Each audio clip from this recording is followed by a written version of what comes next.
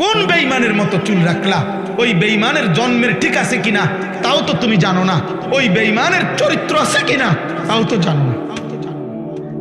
ওই বেঈমান কত রাত কত নারীর সাথে ঘুমায়, জিনা করে আর বেবিচার করে, তার মতো চুল তোমার ডিজাইন। তাহলে এটা তো জিনাকারের চুল, এটা তো বেবিচারীর চুল, এটা তো লম্পটের চুল, এটা চরিত্রহীনের চুল।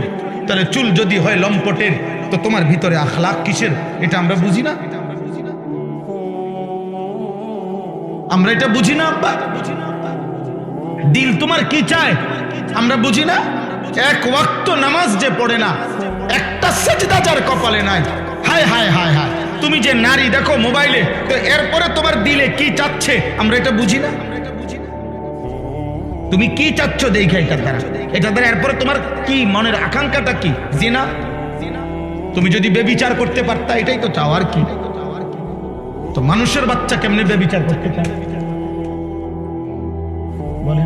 মার পবিত্র দুধ যে খাইছে, ইমানদারের ঘরে যে জন্ম নিছে, ও ও এই মানসিকতার হবে কি বলে?